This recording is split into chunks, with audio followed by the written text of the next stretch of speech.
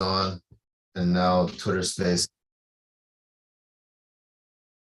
All right, we're live, guys. Welcome everyone. Welcome everyone. As you probably know by now, for the people who have been following, I am Albert, CEO of Bitcoin Startup Lab. Today we're joined by our guest Tomo.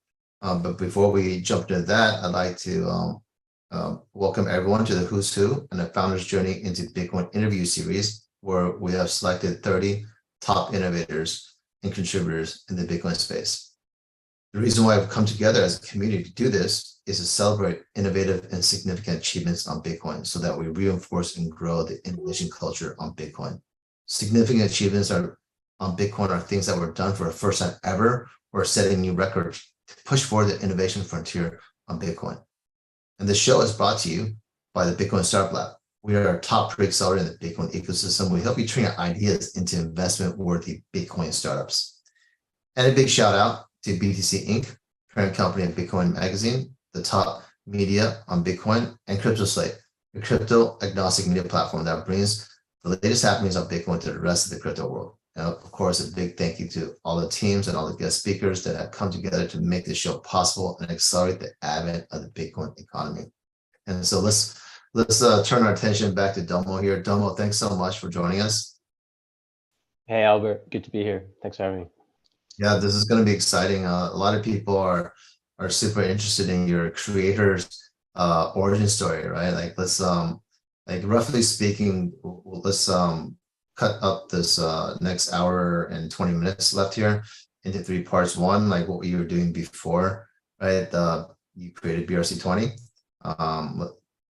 It'd be very interesting to see what you were doing before and how you got into Bitcoin. And then the second chunk, we'll talk about BRC20, how you created it, and how you see people can come together to collaborate and innovate BRC20 and bring it forward, right? And then the third part, let's save some time for the audience to ask some questions. So in the audience, guys, the third leg, right? Like think about if there's anything that piques your interest during the first 2 parts, get those questions ready and we're going to make it interactive, right? So let's start from the top, Domo. When did you start? What was your first entrepreneurial or what was like innovative thing that you did that you could think of?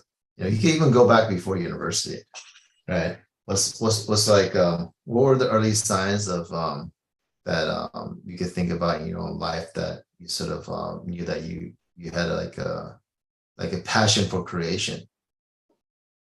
I guess if we're going way back, and I interacted with a tweet yesterday, is I think my first entrepreneurial exploits were probably in a game called RuneScape. It's where I learned a lot of the tricks of the trade in crypto. And I think one of the things I would do in that game was whenever there was a new content really released, I'd rush to learn it really well and then try and like corner the market there. So I remember one specific instance, there was a Goblin City released.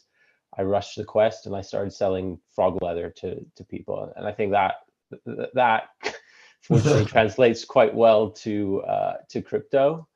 And I think I learned that in 2021 NFT bull market. Is a lot of learnings I've had from games like that translate very well to crypto, both just kind of market awareness, but also scammer awareness, because that game was full of scammers as well. So I think if we're going way back, that was probably my first entrepreneurial effort. Mm-hmm. When you say way back, what year was this?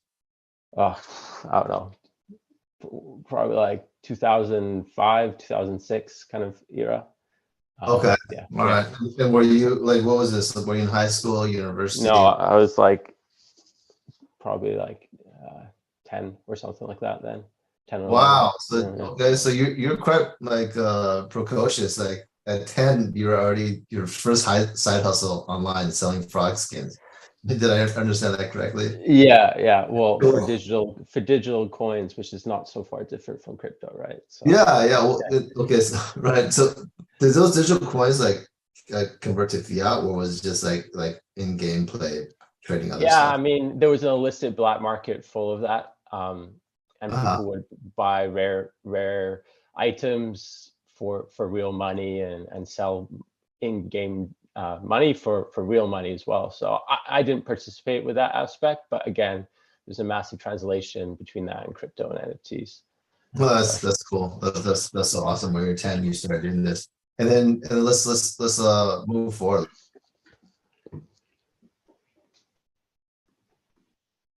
Let's walk through this. What was the next thing that you innovative, right? Like anything that helped you like develop like the creator skills you have now. Sure. I think we've got to fast forward big point at this point. So now I'm in crypto. This is the summer of 2020. I'm at home because of COVID, and I've just finished a degree that's basically data science. So I'm looking for ways to leverage my newly found data science skills to create a portfolio of data science projects. So I did a couple things, like I made designed some tattoos with AI. I did various projects, but the one that really got me into crypto data and analytics was it was DeFi summer. People were making insane multiples on various altcoins, and this was prior to many meme coins. So a lot of them had at least a little bit of fundamental value, but I wanted to analyze the data there. So I essentially just created a script that calculated a rough P&L for traders using Uniswap, and then created a Telegram bot that would kind of use the Etherscan API to sniff for interactions with Uniswap with these top 100 traders or 50 traders by P&L. And then just kind of like, I didn't copy trade them as such, but it helped me kind of sculpt narratives over time, what the smart money in the space was doing. And yeah, I used that quite successfully in the summer of 2020. And I kind of saw it as like a pre-Nansen super crude analytics tool. I never commercialized anything. I just use it for my own benefit. But yeah, that would probably be the next big endeavor that I embarked on. So that's super interesting. Can we unpack a little? Because you went from like what you said, AI tattoos. Did I hear that correctly? Yeah, exactly. Right, and then to creating your own proprietary like privately used system for you to trade digital artifacts. Yeah, basically, yeah. Like if you saw the code for it, I think it would be much less impressive. It was hella janky. It was like just a Python But it worked script. though. I mean, you made some money. You made some money. Yeah. Right. Well, that's good. That's good. But I mean, how that transition happened though? I'm like from AI tattoos to doing the digital artifact trading or NFT trading. Yeah. Well, at the time, I was just looking to build. I was looking for a job in data science, and at the time, it was quite fashionable to kind of create a portfolio of projects, because a lot of people were like LARPing in the data science space, like, oh, I'm a data scientist, and it turns out they can use Excel basically. So I needed to like, it helped to build a portfolio, and I wanted to cover different corners, and I really found that if I kind of went on topics that interested me, I would work a lot harder on them. So I was really interested in GANs at the time, so I was like, okay, well, let's do this. And then I went to, and then crypto, and the DeFi summer started taking off. I was like, well, there's an opportunity here to combine both my passions, because I've been in crypto for a couple of years at this point. And as a data scientist, like crypto data is like a joy to work with, because you don't need to do any of the data cleaning that you have to do in other data sets, because in order to get it onto the chain, it has to be in the required format anyways. So it's just, you get to do the fun part of data science, which is like the data analytics and insight generation, once you can kind of unparse the logic in that. And for Uniswap V2, it was quite easy to unparse it. Wow, no, that's exciting. So because you're building a portfolio for your job, you did this thing and you actually made money doing it. So I love the experimentation and the curiosity, and just like the just do it mentality. And I'm just curious, this is like a little like a side point, but in the end, did you get a job because of this portfolio you created? No, I didn't. I actually got my Shoot. current job through an NFT Discord, which is kind of funny. So yeah, but I have to say, like, I brought that project up in my interview, and I think it's probably one of the reasons I got the job. So yeah, there was some implicit effects, but yeah, I actually got my job through an NFT Super, Discord, which super. is kind of funny. That's cool. That's cool. I mean, so yeah, I mean, a lot of people just think about things, right? But then, you know, completing that last mile. I mean, when I say last mile, I mean the action of actually just tinkering around and hacking it out, right? What do you think was different? You know, like I'm sure you've had a lot of ideas, but why did you want to just follow through with this one? Yeah, it's a good question. It's because it just seems such an obvious thing to me. Is like the comparison is like, imagine all of Warren Buffett's trades were like public at the moment he triggered them. Like there would be probably, if your time frame is long enough, some benefit in copy trading that, or shaping a narrative behind his trades, right? So in a blockchain world, Ethereum world, all this data is public.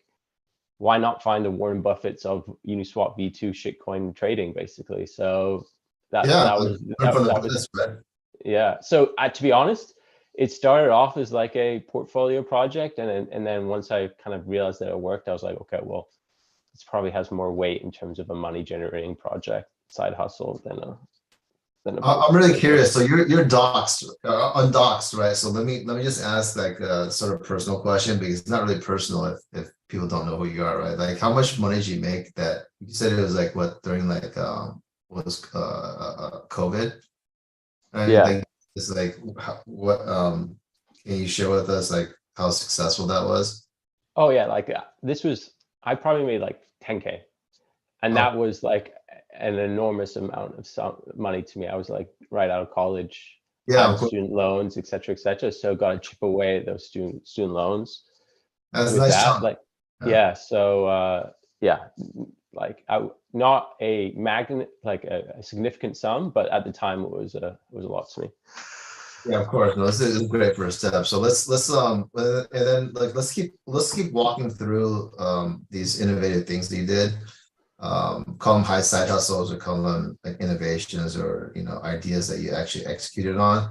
Like what was the next one before you created ERC20? Yeah, good question. What was my next one? My next one was probably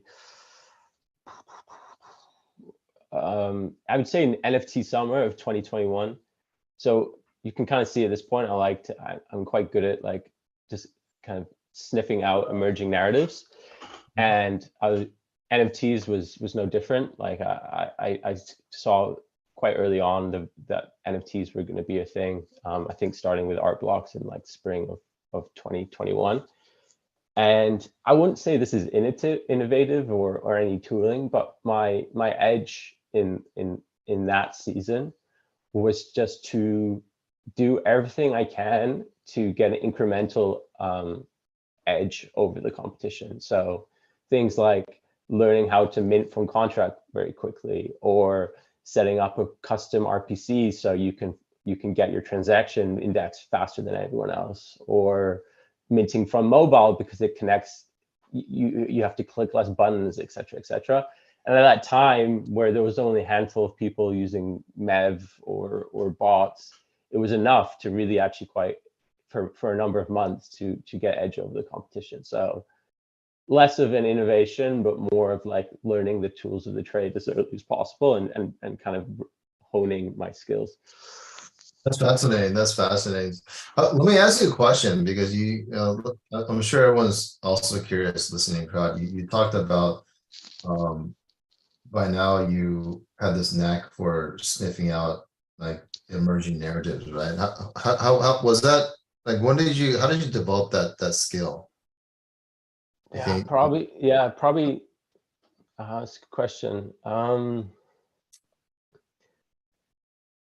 because I mean, a Yeah, lot of we have a lot of listeners here who are aspiring entrepreneurs or founders, right? Looking for an idea, an innovative idea, and then maybe you can share some insights into how you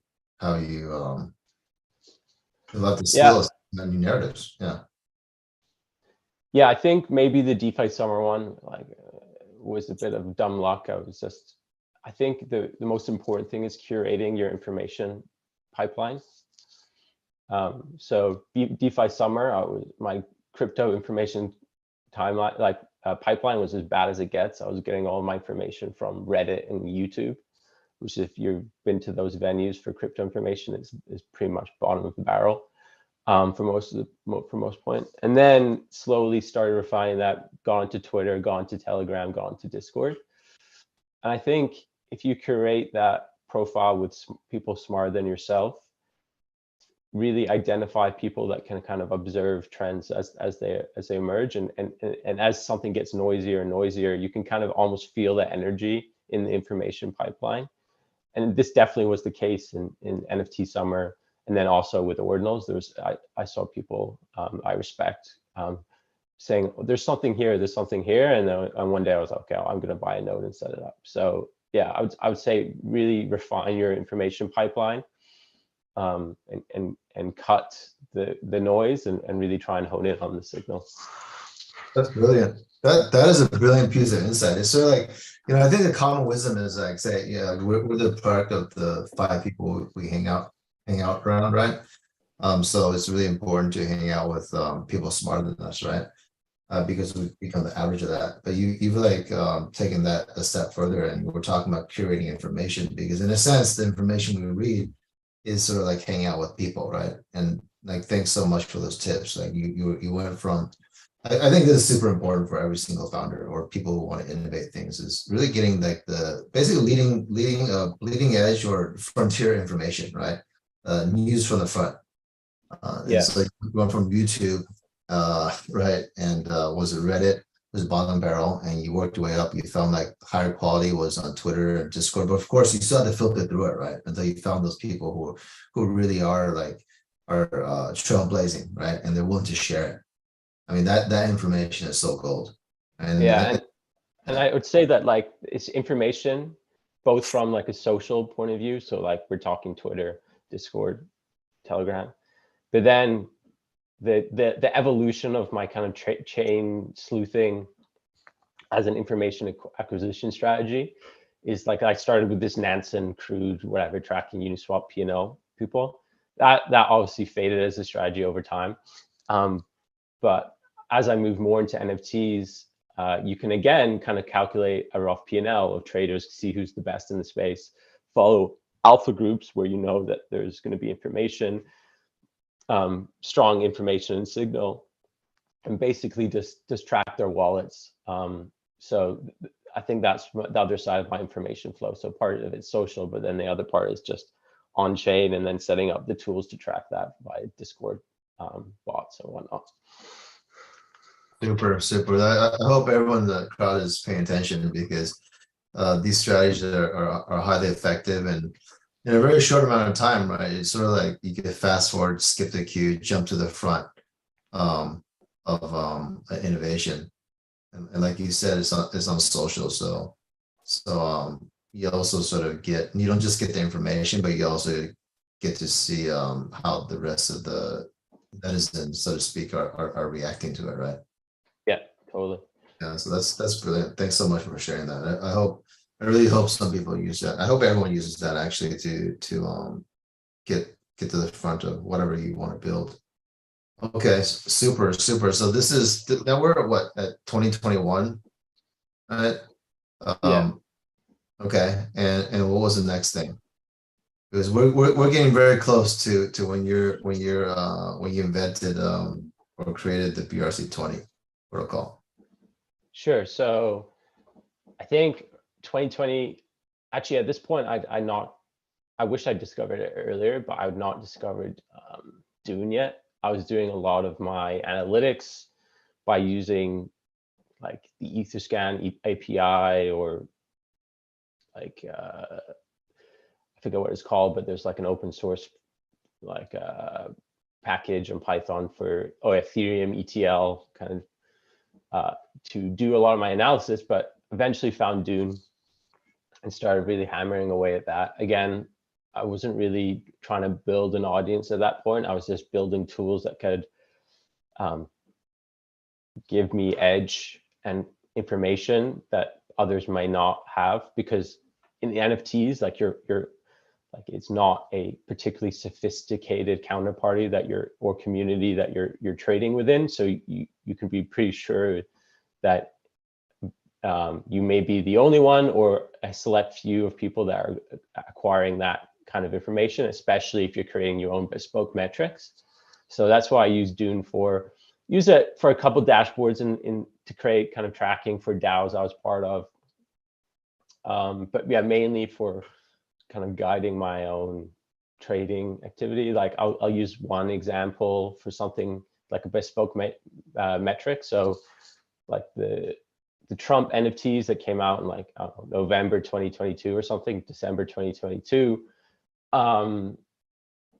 There was an option to mint via credit card, and if you looked at the flow, like the asset flow in that pipeline, that money pipeline, you could see that if you bought with a credit card, they dropped the Polygon NFT into like a very weird wallet that I've never heard of before. It was like their custodial partner or non-custodial partner, basically, and you could pretty much like assume that anyone that was using that flow was not crypto native. So my idea here was, okay, well, let's track what percentage of the mints or the people minting are using the credit card flow, because then the next assumption is, well, that's kind of at least dead supply for a number of weeks, because in order to sell an NFT, you need to do a transaction in order to list it on a marketplace to give spend permissions to the marketplace. So the flow to set up a wallet is basically, they would have to recover the wallet to MetaMask, set up a Coinbase account, send money to Coinbase, buy Polygon, withdraw Matic, learn how to use a non-custodial wallet, list the NFT, sell the NFT, and you could assume with pretty high confidence that that was not going to occur within like at the very least a week. So there was like a dead supply share. So the particular metric I was looking at is what percentage of the NFTs that were minted were done through this credit card custodial experience. And like the crazy thing was, it was like 85% of the NFTs were super Trump fans that never used crypto before. So the actual circulating supply was around 15%, which was like a massive insight, right? And like made me go very heavily into this project. So just I'm kind of dragging on, but just like I'm explaining one of the particular instances where this was particularly beneficial to my trades. Yeah, super cool, super cool. So this is what, end of what, 2022? Yeah. All right. So this is getting really close because Casey made the big announcement, what, January 20th ish, right? And it started taking off. And I think BRC20 is like hit the scene. Was it in March? Help me with the dates here. Yeah, like March 8th or something.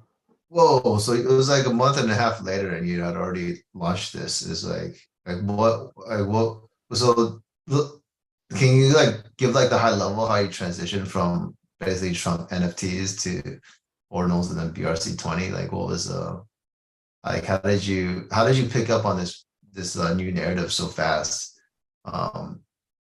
Sure, I guess Maybe it's kind of coincidental. Just for safe measure. I mean, I'm sure people are curious. Yeah, so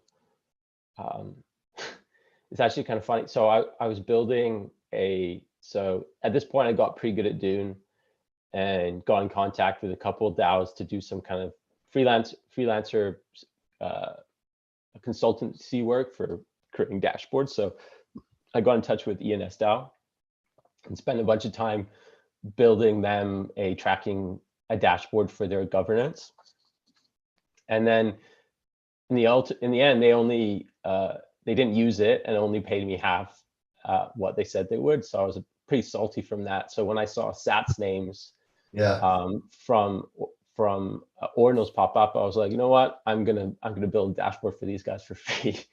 I'm gonna learn Bitcoin data. So yeah, it was a bit of a fortuitous circumstance that yeah, it was just a bad taste in my mouth led me to do it. And also I was just interested in this new asset class emerging. It just seems like such a no-brainer activity would pop off on Bitcoin, especially with how easy it was to use with inscription tools. So got on early, started inscribing around like early 10K. That was my first inscription. Found Sats names, found it really interesting. Kind of like you already like if the way I think about ordinals is you have kind of logic jumps or assumptions that go beyond Bitcoin. And the first jump we have is the ordinal theory. Sats names took that a bit further with first is first. So it's like what I learned at this point is like this can work just as long as that logic jump is very small and simple, or else if you try and bridge too far, I think it breaks down very quickly. So you'll see later that played bigly into my design with BRC20. But yeah, at this point, yeah, I jumping. I made a dashboard for Sats names. That helped me understand how to parse Bitcoin data. I'd never worked with Bitcoin data in Dune before, so learned how to do that. Next one was the Ordinals Marketplace. That was a massive success and kind of gave me a platform within the Ordinal community. At this point, I had like 500 followers, and I think I like doubled or tripled my follower count with that. So I had a heavy Ordinals following. And I think that's still a very popular dashboard to this day.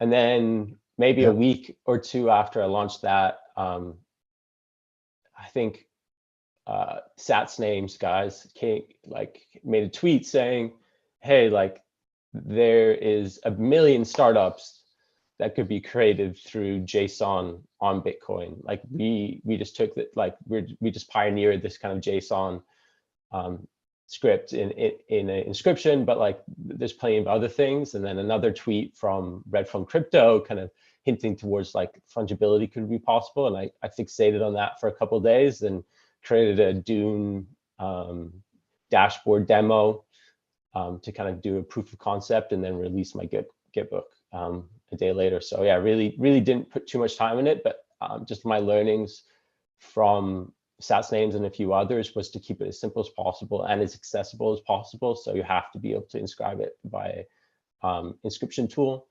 I think its two main success points is ease of access and simplicity. Ease of access and simplicity. Wow. So the things like move really fast. Let me unpack that, because I heard like, okay, so you learned Dune analytics, and before you're mainly doing what stuff on Ethereum or not Bitcoin basically, right?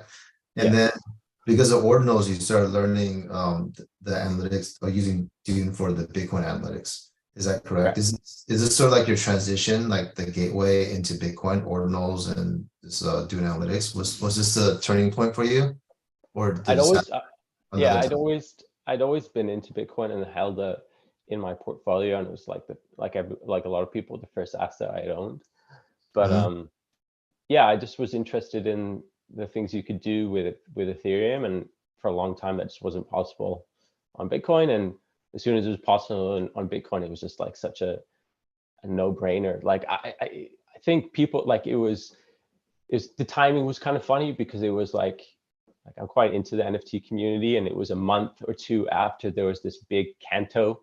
I don't know if you're familiar with that chain NFT boom, and people were equating ordinals and inscriptions to like the Canto NFT flash in the pan. But like it was just so clear to me that that wasn't the case. Like this is Bitcoin we're talking about here. There's actually some really interesting innovation, and we can really do a lot more things and open up the mandate for Bitcoin. So yeah, that's what excited me and took me back over. So yeah, no, I completely agree with you. But let's from your point of view, why is it a no-brainer? You know, for this stuff to like switching over to Bitcoin. Yeah, like I mean, the most obvious is the permanence.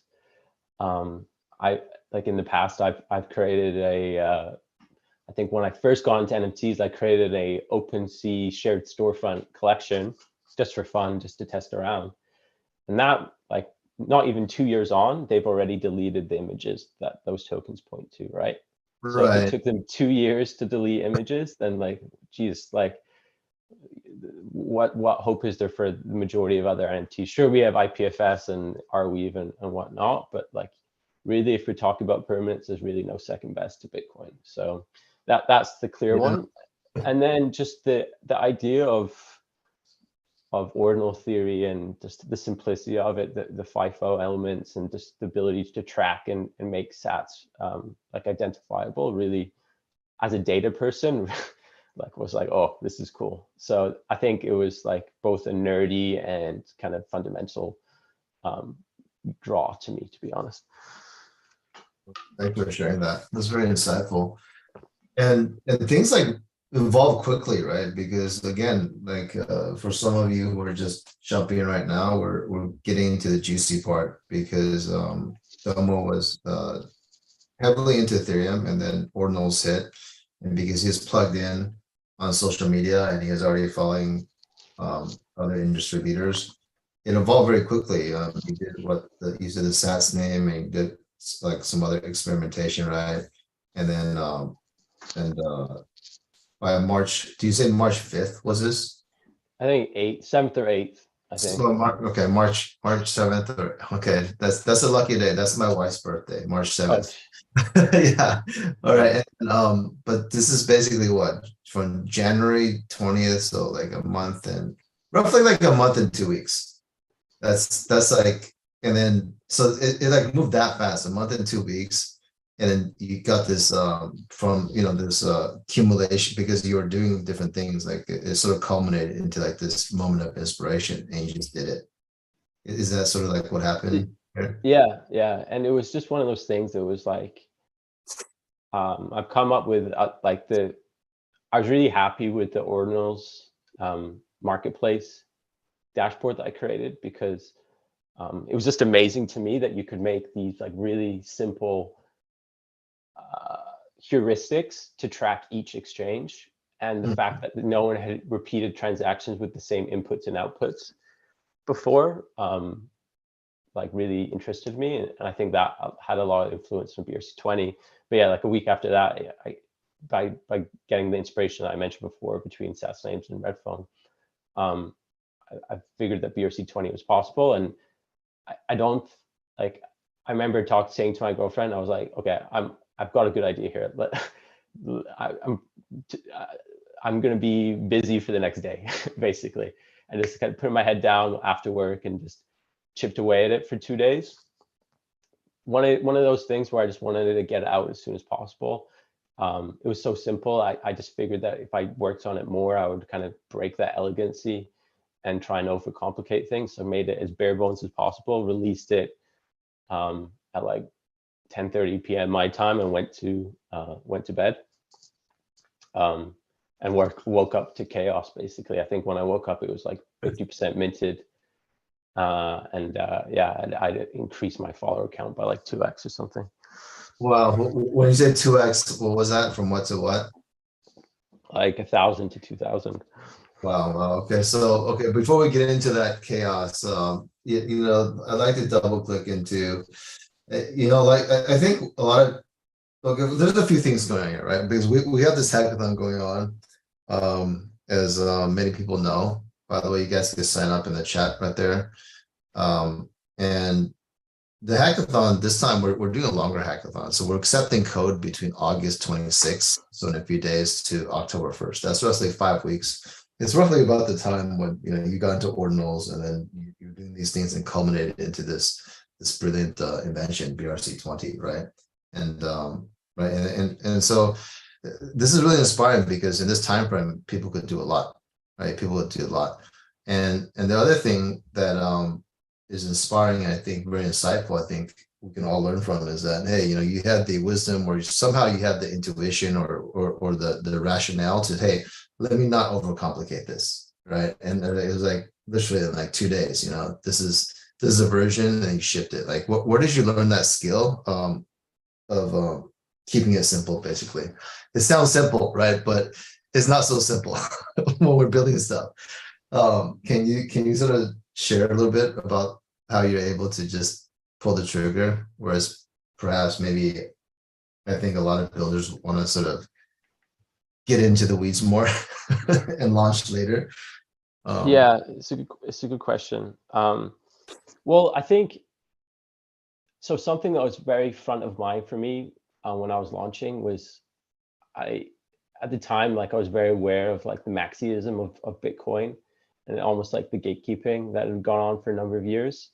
And I knew, like, just given my background as a Ethereum, typically Ethereum person, just with most of my content that I released by Twitter, that if I didn't respect kind of the fundamental values of Bitcoin, so that's things like fair launch, simplicity, open source, et cetera, that I would quickly be kind of attacked as like an outsider, because it was like very tribal, and still is to a certain extent. So I put a lot of effort into making it as fair as possible in the Bitcoin. So that's why you have that first is first, no team share kind of principles within the project itself.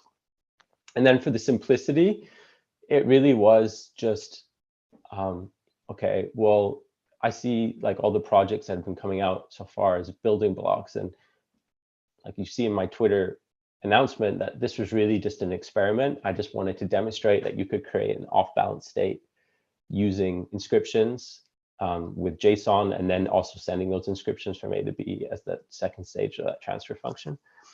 And I thought that, okay, well, if this took off, maybe someone would incorporate some of my design principles and make a more, let's say, like complex solution. Whilst I didn't think I had the,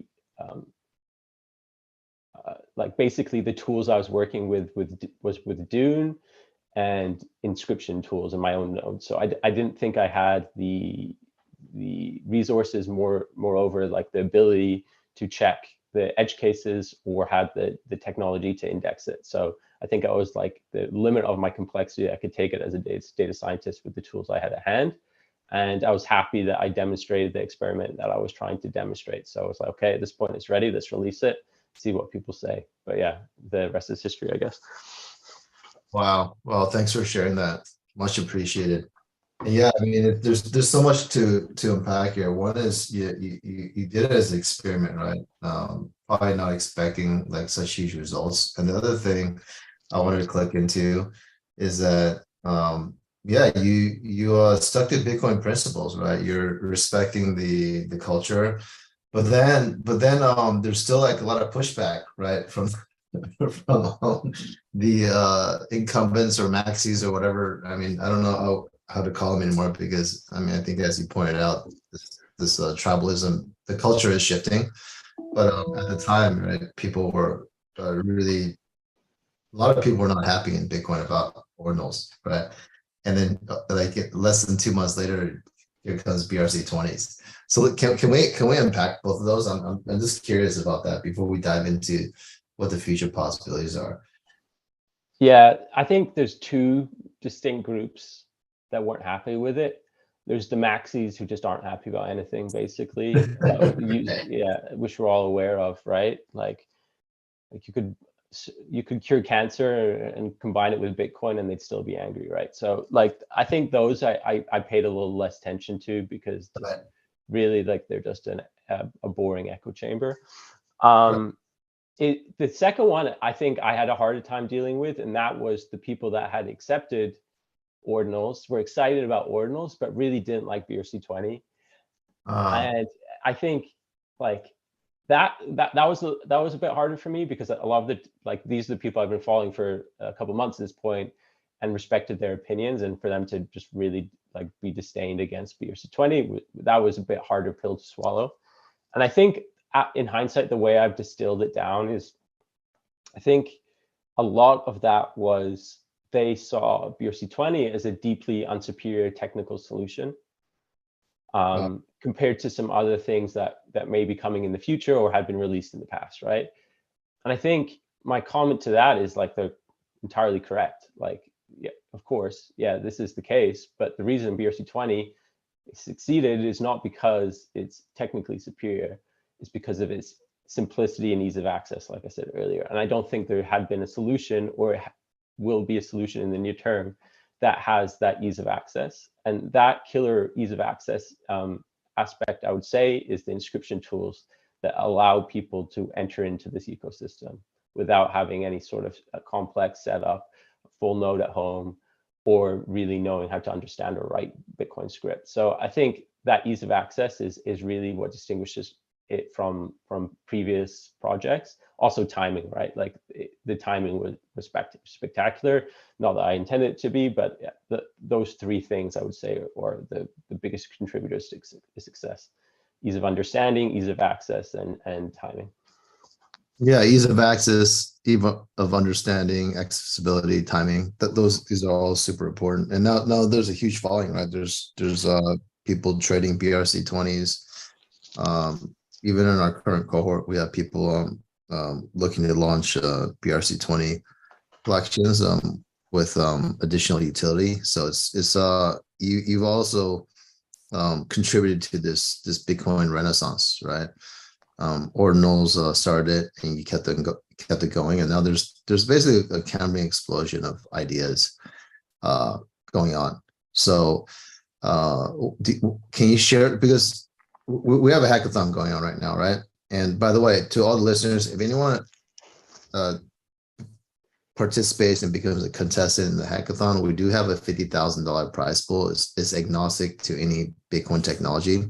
So if you decide to innovate something with BRC20, you also have access to this $50,000 prize pool. This chunk is split up into two $5,000 prizes, one $10,000 prize, and one $30,000 prize. So it could be a game changer. It's a significant amount of cash that, in the right hands, you could turn your idea into an investment-worthy startup, right? But with that said, Tomo, what does the future hold for BRC20? What do you hope to people will innovate, at this hackathon and beyond? Can you give us some inspirations or some ideas on some categories or directions that people can use BRC20 to leverage it and create something innovative with it? Sure. Yeah, and like just for like BRC20 since launch, I just want to make a comment that there's the reason that it's stayed as it like in its the same state at launch as it is today is because at the end of the day we rely upon social consensus indexing, a robust indexing group, right? So any just arbitrary change that I throw at the wall, it could be like it could disrupt that social consensus, break down, create differing opinions amongst the indexers. So I've been very deliberate in the way that I'm hoping to update BRC20 in the future. And I think the solution to that is just to do it as transparently and as open as possible. So hopefully within the next month, there'll be some announcements regarding how I plan to do that. So just to give a teaser for BRC20. But at the end of the day, I still think those updates have to be quite limited. Like if you look at ERC20 as an analog, like it's not reasonable to expect like the ERC20 dev to implement complexity like Uniswap or Aave or Compound into the ERC20 standard itself. Like that's just an insane amount of complexity for what is meant to be just a token layer. The problem being is like we don't have that smart contract functionality on Bitcoin. So how'd you get that complexity without introducing it into the token layer? And maintaining social consensus. And the way I see that is and I think Lorenzo talked about it from Unisat in a space earlier, is basically connectivity. So how can you make parallel standards all on layer 1 Bitcoin talk to one another? And I think there's a couple ways you can do that. I've talked about this before in terms of bridging, vaulting, or wrapping, or traditional ways of two systems communicating with one another that aren't directly composable. So I think there's a big future for that. Like if someone builds a very robust and as trust minimized as possible, and I think it's possible to be completely trustless in the future, way of creating that connectivity via, let's just call it a bridge. I think the Cambrian explosion we saw at BRC20 in May is just a start. Like I think you will see everything that you've seen on Ethereum created on Bitcoin in a very speedrun manner. Like I think it really what's keeping us back from this complexity is that bridging technology. I'm kind of envisioning this modular approach. And then the other thing I would say that if you're looking for a startup, idea is just the indexing side of things, right? Like there's such an, like there's, this can't be an explosion I'm explaining, will heavily rely on indexing. And the more we have, the better in terms of fostering a diverse indexing pool. So I think there's many ways that you can address this. And like I'm working with Alex to create an on-chain indexer. I know teams from ICP are thinking about doing smart contract indexers, and then various just off-chain indexers on layer one, like Bessen's Law or Unisat, or Rarity Garden, et cetera, et cetera. So I think there's just a big opportunity there. And just to summarize the two things I just said. So indexing is number one, and number two as connectivity and composability through bridging, wrapping, and vaulting. Super, super. Thanks so much for those great ideas. And there are many different ways to try to hack this together, guys. So use your imagination. So Domo, let's say we fast forward a few weeks from now, and we're right in the middle of the hackathon, and people are going to go to your office hours.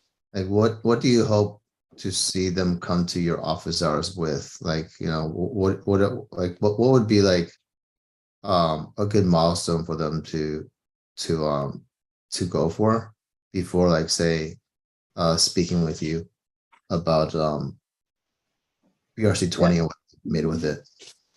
Yeah, I mean, personally, I'm happy to answer like questions for like any scale of understanding with someone new to BRC20 or someone that for whatever reason understands it better than myself. But I think, yeah, like the optimal solution would be coming to me with if you're creating some sort of, like if I go back to the two categories I had before, if you're creating a complexity adding solution like a bridge, wrapper, or vault, kind of coming to me with like the basic design that you plan to do it, or even a demo would be amazing. And then the indexing, yeah, just if I can help answer any questions about like the real niche edge cases or understanding there, I'd be happy to help there. Super. That's a huge bonus there. So I hope everyone's taking notes there. Let's enter into the Q&A in a few minutes here. Before we do that, Domo, you said you would have like maybe some announcements a month from now. Can you drop some early alpha, or do you want to still keep that like secret? Yeah, like I still want to keep it somewhat secret, but just basically, I think it's just it's a way that will benefit. I think a lot of ordinals right now, meta protocols has completely disjointed development and discourse. Like if you're trying to piece together like a thesis about the space right now and where it's going, you need to have 8 tabs of Twitter open, 4 GitHub repos, and then maybe a couple Discord channels and some Twitter DMs open to really kind of like form that thesis. Like I think we're hoping to create a place that consolidates that discussion and development, namely start with BRC20. So that's a bit of a teaser. Wow, that's a noble cause. You definitely have our support doing that. We're looking forward to those announcements. Hopefully, like around a month from now. And again, guys, get your questions ready. We're about to enter the Q&A section here. And again, if you guys want to participate in the hackathon, sign up now. We're taking applications. We're accepting code from August 26th up to October 1st. So there's going to be some pretty interesting projects that come out of there. If you're a solo hacker, join anyways, because we're going to have a lot of team formation, a lot of activities for you to meet like-minded people. Teamwork is one of the requirements to win the prize. And again, if you build with BRC20, you'll qualify for our Bitcoin tech agnostic prize pool, which is again $50,000. So that's just to recognize and incentivize some of you who want to take innovation and turn it into a useful case study on Bitcoin. And again, if you want to sign up, just click on the icon here, BTC Startup Lab, or go into the chat, sign up, and join our Discord, where you'll also be able to get public access to this video and other information where you get started. Okay, with that said, let's open up the floor to some questions. You guys just raise your hand and we'll add you here as a speaker. See how many people here are people. Usually it takes like 1 or 2 minutes after we make that announcement. Domo, let's ask I have a general question. Like, let's say all this complexity, or I like to think of it as these utility layers that could link with BRC20. Let's say like everything goes full blown, and you're saying we can and I agree with you, like all the rich Web3 techniques and tools will become available on Bitcoin. Like, where do you see this playing out over time? Like, For me, the most compelling use case, like by far at the moment, is the ability to swap a stablecoin to Bitcoin without leaving layer 1 Bitcoin. I think that's the stable. People say stable coins is crypto's like killer use case, and I don't see it any different from a Bitcoin perspective. Like, the ability to minimize trust by depositing to an exchange or wrapping to Ethereum to trade on Uniswap, wrap Bitcoin, I think is enormous. So the ability to just do it and hold stable coins on layer 1 Bitcoin is enormous. So I think that could be a use case that even the most ordinal skeptic Bitcoiners could get behind. Yeah, no, that'd be a game changer, because stable coins is one of the pillars of DeFi, right? We definitely have to solve that problem if we want Bitcoin DeFi to go full-fledged. Yeah, and then you take it further, and then you get yield on your Bitcoin, right? Like yeah. Like Then it turns into like decentralized bank. Yeah. Yeah, so these are all game changers, all in the vision of Satoshi. Excellent. Thank you. Thanks for sharing with us your glimpse of the future. We do have a question here. Frederick.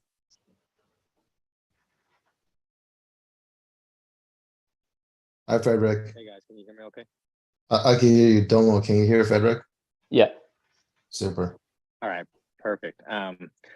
All right, so I'm gonna try to keep it short because last time I think I went on a rant and Albert, he's very time Yeah, so just jump into it. yeah, so let me just Thanks. jump into it. Okay, so I already submitted my pitch to the Ready Layer 2 competition, and so I have a lot of the market analysis and business model stuff figured out, but I just wanted to ask you, what if you were to hear that an organization is trying to do real world assets on layer 1 Bitcoin, what are some of the challenges that you automatically come to your mind? Yeah, so I think real world assets, like when that comes to mind, I think of oracles or off-chain triggering of on-chain events, and both of which I think are the limiting factor. Sure, you can issue the digital thing and you can issue the physical thing, but pairing them is the tricky thing. In a trust minimized or even trustless manner. That's what strikes me immediately is connecting that on and off chain. I think there could be some interesting things you do either by embedding wallets into the physical item that has a ordinal within it, like think like chips or whatnot, or by creating some sort of smart contract logic that has access to an oracle or off-chain, think like Chainlink's functions product, using maybe like a ICP or something like that. That could work. But yeah, that's what strikes me as the difficult part, is the connectivity.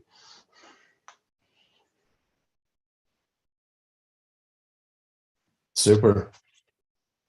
Frederick, did you have a follow-up question? Great job, by the way, on summarizing this time. Not thank you. Not a follow-up question.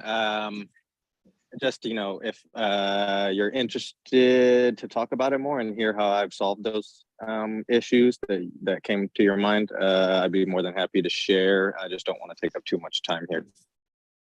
Awesome. Yeah. Send me Super. DM. I'm interested. I think there's a lot of cool use cases for this, and maybe even as BRC20 being the digital counterpart to real world assets, physical counterpart. I think there's big potential there as well. Super, super. And then we have Schwank and then Dario up. So Schwank, you first. All right. Yeah, thanks for having me up. Frederick, I've been meaning to get at you. It's been at I make fine art. I've been having a lot of ideas on how to make ordinals redeemable for physical prints and how to link the ordinals to or use an ordinal as a digital certificate of authentication for the art that lives permanently on the artwork. I think I've got some decent ideas around the subject, and I'd love to talk to anybody who wants to discuss that one.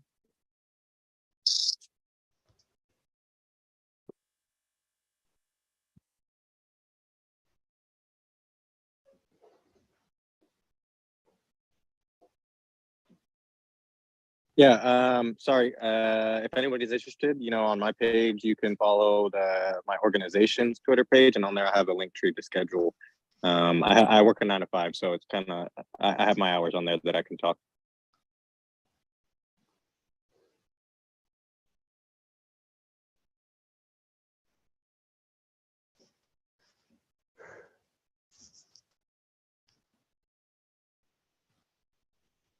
My question's for Domo. Basically, I'm wondering your opinion on what do you think? How do you feel about sats? Yeah, Albert, I'm not sure if you were speaking, but we can't. It's just silent right now, so I'm not sure. Frederick, Dario is speaking. I don't know. I can hear. Yeah, I think Frederick, you're rugged. Am I good to talk? Can you hear me? Yeah, I can hear you. Okay. Yeah, I was Yeah, just wondering, what do you think about .sats being almost minted out? It's over 60% now.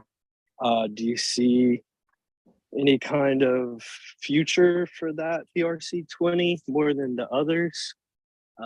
Just trying to get some thought on there as it mints out.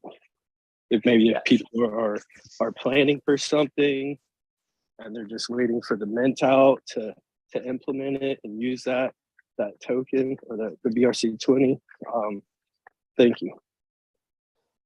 Yeah, like if you think about like my principles that I designed BRC20 in being like open, fair, accessible, like I would say that the two that have hit that the most are the one I launched, Ordi, because it was out of the blue cold. Anyone that was around and following could have minted it. And then this, because you've had time to, anyone could have minted it for the past 4 months. So I appreciate that element of the project or of the ticker itself. And then the other thing, which I just think is cool, is like when this is minted out, like these mint inscriptions are going to represent like 2% of Bitcoin transactions ever, which is kind of an absurdity. So if you are someone that believes that block space is going to become more and more scarce over time as ordinals proliferate, other use cases on Bitcoin proliferate, I'm not sure how many other opportunities there will be for a project to accrue such a big percentage of a Bitcoin transactions ever.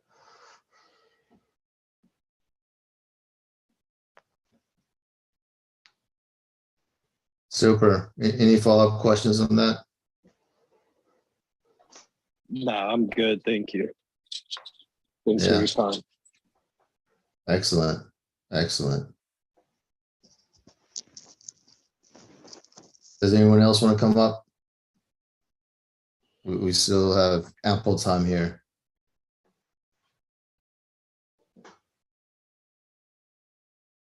Yeah. All right. Here we go. We got another speaker and a speaker.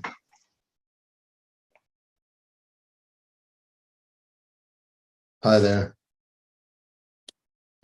Hey, hello. I sound good. Yeah, we can hear you. Okay, yeah. This is a question. If I know y'all have like the BTC startup thing going on. Do you know of anybody that's actually implementing BRC20s as a form of payment? Oh, yeah, we haven't had, I don't think, maybe not directly, yeah, not yet. That sounds interesting. Domo, do you have any comments on that? Yeah, so I could see that happening in a couple angles. Like if you look at Ethereum as an analog, like payments with like volatile assets, like in my opinion, aren't great. So payments with stable coins, on the other hand, are great. So in the inevitability that there's a stable coin on Bitcoin, and if it's on BRC20, then I could see that being a good way for payments. The other being, I think, if you think about the way that you want to distribute and create a community, there's different ways that you could conduct a sale via BRC20 and then have them redeem the BRC20, so burn the BRC20 in exchange for another asset. May that be an ordinal or some physical counterpart.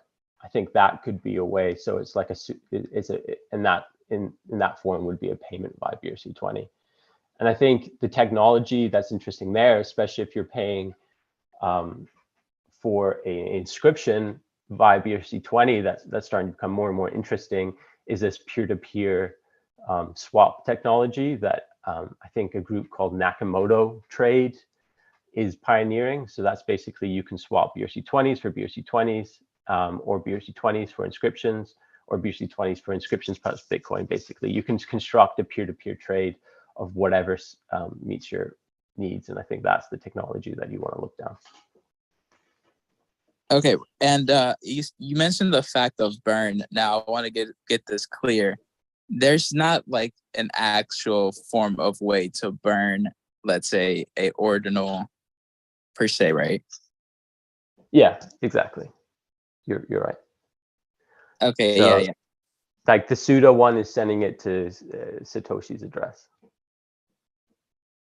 Okay, yeah, for sure. And now I like the move that you did by like kind of separating yourself as like the creator of the BRC20s and not bringing that kind of spotlight. But I also want to ask, was that like a decision made as of like a safety measure from like being the, I don't know like how I'm trying to phrase it, but it's like I guess like if like BRC20s are a security, would like you be would you be like the spokesperson for that?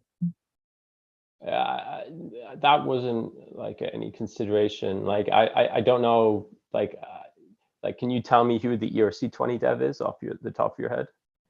I don't see why it's particularly relevant. I was just asking like your dissociation from like BRC20s. Like where did that come from? Like why did you choose that route? Right, yeah, rather like because like at the end of the day, like it's a standard, right? Like there's no like what do I have to gain by being the creator of a standard? It's not a product, right? Like it's a standard that anyone can use and adapt. Is like if it was a product that I wish to advertise, then yeah. But if it's a standard, like you don't see this ERC 721 saying you must use 721 1155 is a terrible standard. Like yeah, it's just I created a standard that anyone can use. People like it so far. Yeah, I don't see why my name has to be like associated with that fully.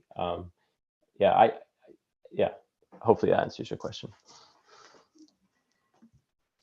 Excellent. Schwunk, you're up. Or Schwunk, you're up, and then we have the new OX Dima as the next question. Yep.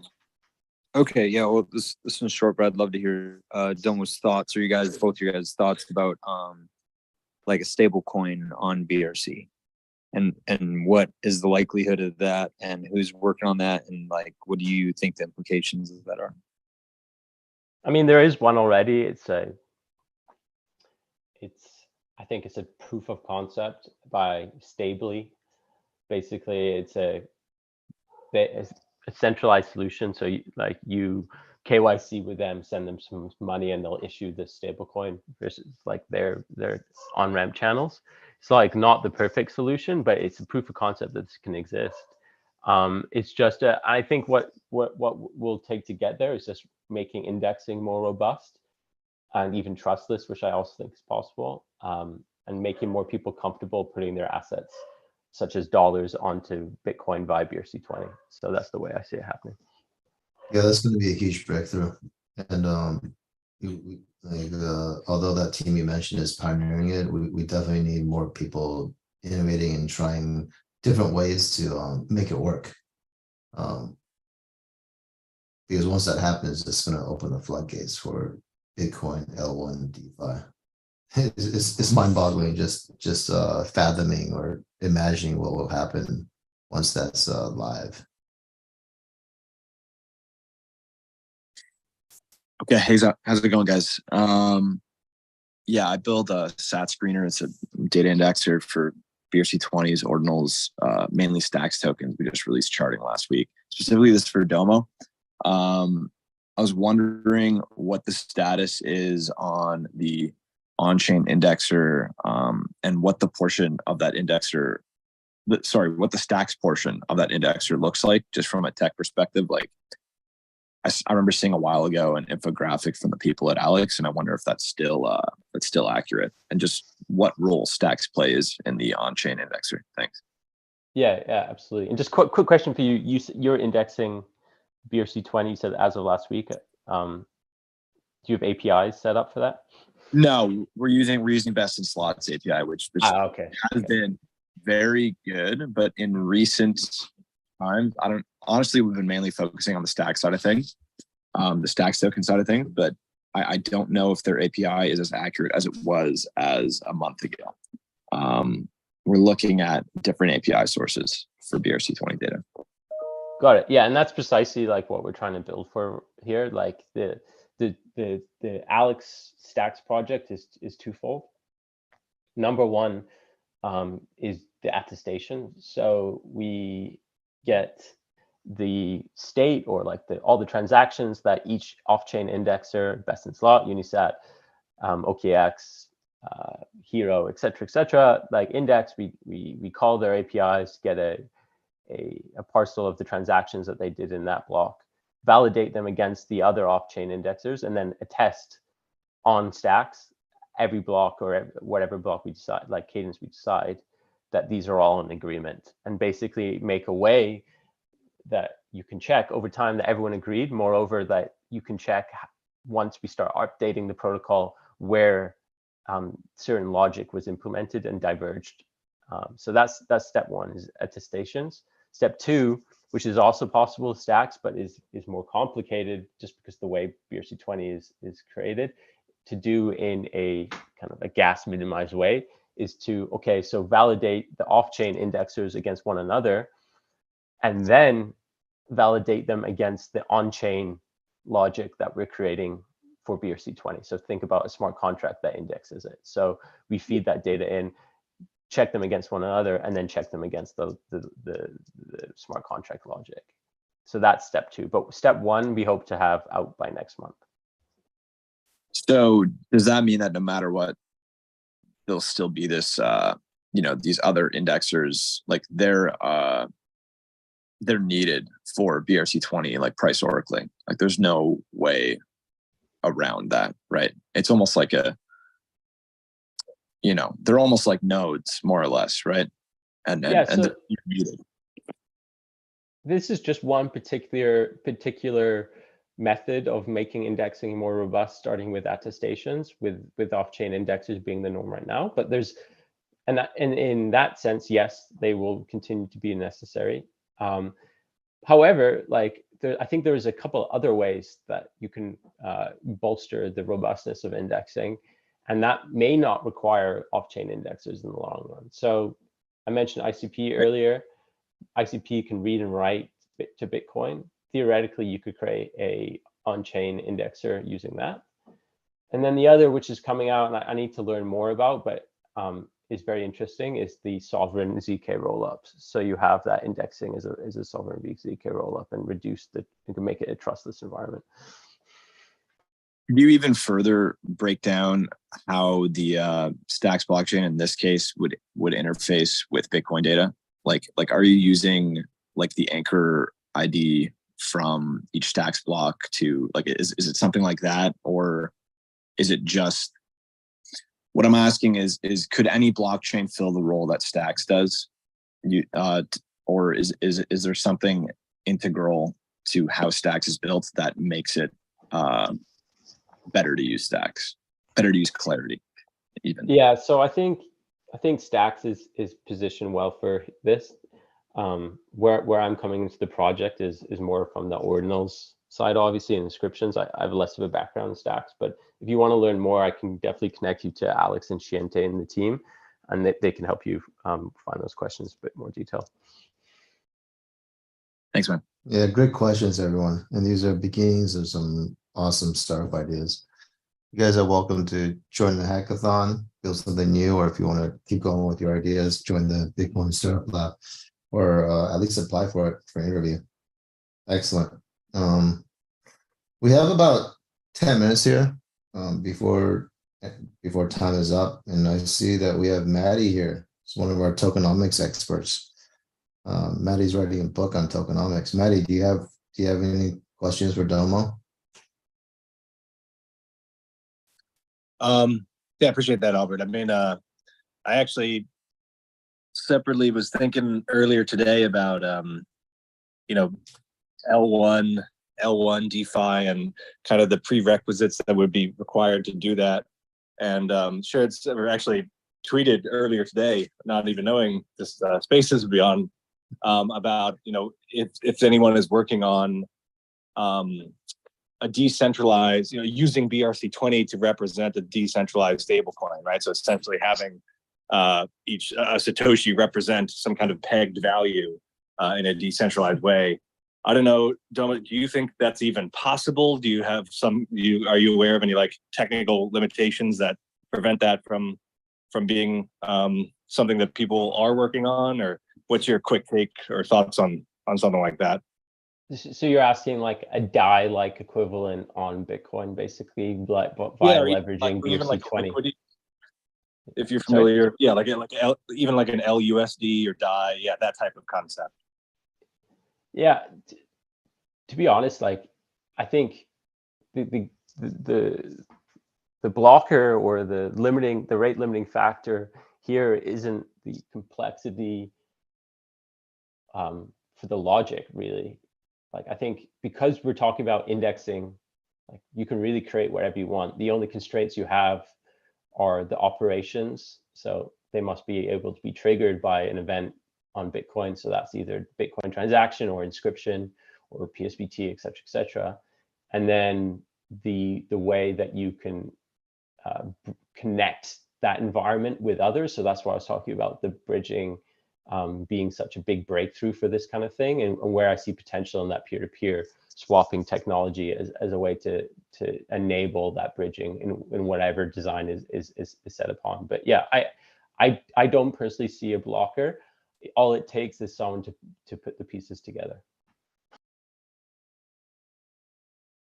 Cool, that's promising to hear. I mean, obviously, it sounds like there's always devils in the detail about how decentralized something is and any additional trust assumptions that come on top of just pure vanilla Bitcoin L1 transactions. So maybe there's still some thinking through that, but it's good to hear that it's with minimal constraints, at least somewhat achievable, because I think that could be a big unlocker to L1 DeFi activity.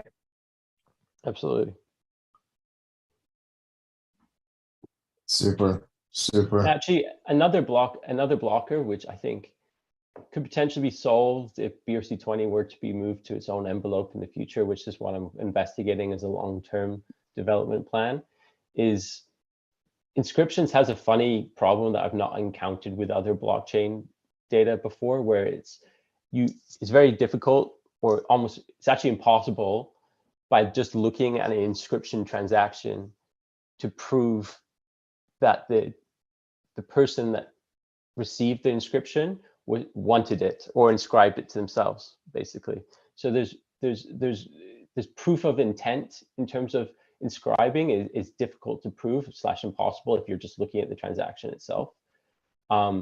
If that wasn't the case and the middleman address that's used in an inscription process was removed or was even fixable, which I don't know if it is or not, I think that could accelerate a lot of interesting developments as well. Because now you have the data availability layer via inscriptions, but also like you can just do it in that one transaction. So you can inscribe, like I can inscribe something to Maddie, and that would, instead of inscribing to myself first and then sending it to Maddie. And I think that speeds something up, which is enormous when we're talking about 10, 20, 30-minute block times. Super interesting. Okay, Maddie, do you have any follow-up questions? I guess just more generally I'm sorry if you've already mentioned this, but is there anything you're personally most excited to either work on yourself or see other people working on when it comes to BRC20s? Yeah, I think for me, I mentioned it briefly before, is the ability to swap in and out of stablecoins on layer 1 Bitcoin. Bitcoin to stablecoin would be very cool. And it also opens up the door to generating yield on your Bitcoin. Yeah, Super nice. cool. That is truly exciting. And it's funny that Maddie, you did a tweet about that earlier. Very cool, very cool. The stars are aligning, guys. The stars are aligning. We have a couple of hands raised here, and we have a few more minutes. So let's is this Aslan? You gotta if you make your questions quick, I think we'll be able to get to more questions here. Yeah, you guys are getting me thinking down there, and Domo, I love what you've done. Big fan, huge fan, actually. You've given me a purpose, actually. So, the question I wanted to ask, or maybe just put it out there, right? We have these uncommon sats, and they're different years, different amounts of satoshis in them. So there should be theoretically different values. And talking about these smart contracts, potentially vaulting these rare assets, parts of Bitcoin, and wrapping them, and then encouraging like the environment to pair with them. Can you see that being a possibility? Maybe having the 2023s paired in a liquidity pool market. Because it seems like we're all investing into these, and it might be a cool market making opportunity. And, I don't know if we're going to be able to actually get an on-chain layer 1 solution, but, with these smart contract implementations, like I can see this, being something that might push a new meta. Yeah, so sorry, let me just get this straight. So you're asking about like basically like a liquidity pool that's filled with uncommon or rare sats that anyone can swap in and out of, basically. Yep, turning the non-fungible into the fungible using automated market makers.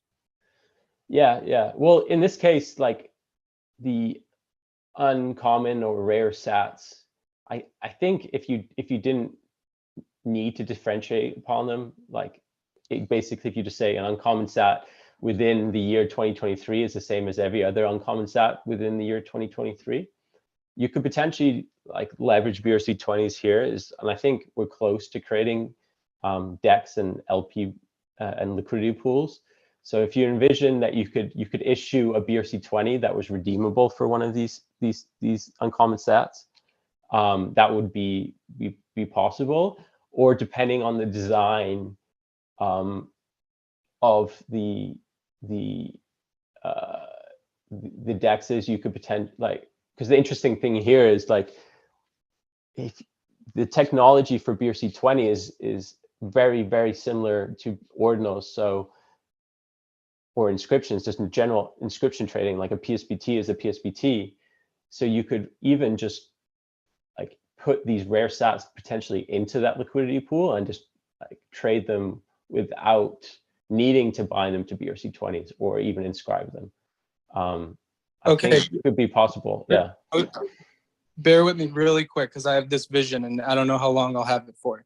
All right, so let's say we do end up creating automated market makers with these uncommon sats, and people inscribe on these uncommon sats, and using a share of what the automated market maker makes these uncommon sats valued at, you can maybe leverage the BRC20 as like a share of that uncommon set by it being inscribed on. Yeah, or even just like you could have it as a share or a one-to-one pairing. Even, yeah. I need to wrap my head around this, but I think the most interesting thing that you just made me think is that whatever DEX solution is created for BRC20 will also be able to be used on art inscriptions, because the only difference is the indexing logic that you have to do for BRC20 is no different. So there's an interesting element there. Yeah, super interesting. Super interesting. All right, I think we're almost on time, but I think we have let's develop. If you have a quick question, we'll try to get to you here. Yeah, sure. Thank you for having me, guys. I had a question. I've been working on a small proposal to, instead of JSON encrypted data, to try and move that to its protobuf or a different type of protocol that can be more slimmed down.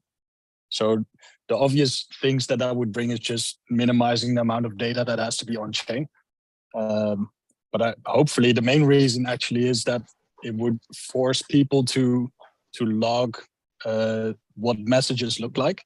So for instance, in the case of BRC20, it would be able to log the three messages, the protocol, if you will, on chain, and then automatically have all the indexers read and parse these messages based on on-chain information.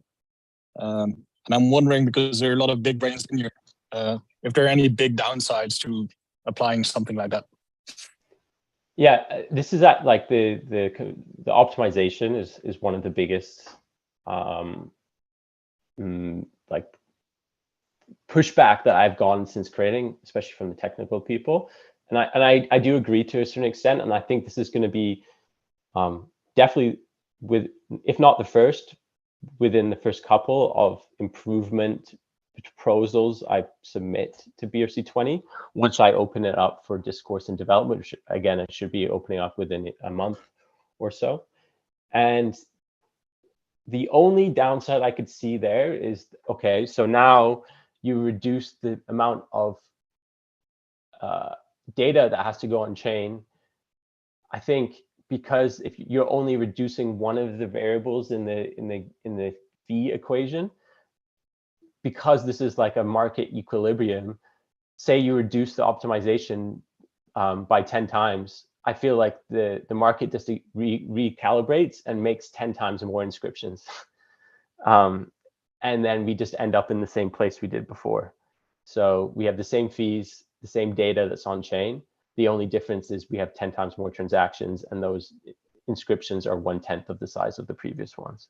That could be an outcome, and then we just end up in the same place. But part of the reason is that I'm opening it up is to kind of consolidate that discussion and have people smarter than me add their ideas as well. Super, super.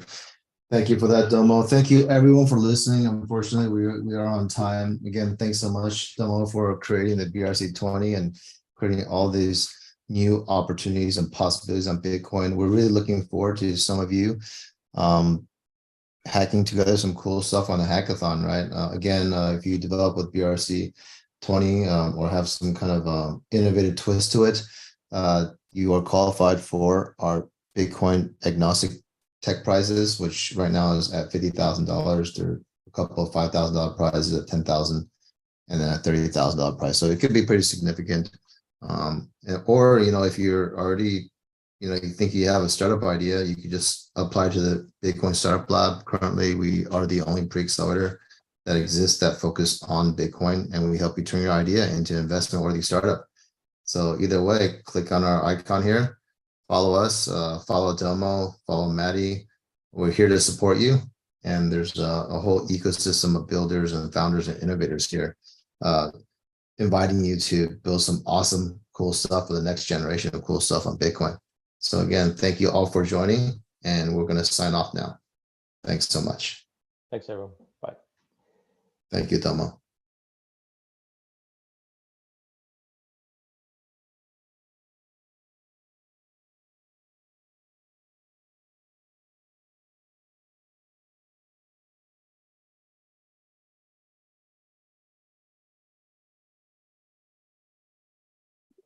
It's where I learned a lot of the tricks of the trade in crypto.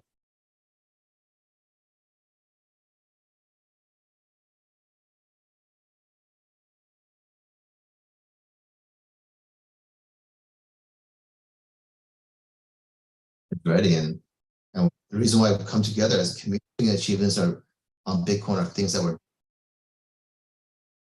achievements are up, Tomo. When did you start? I don't know. Era. Think of parent company that you sort of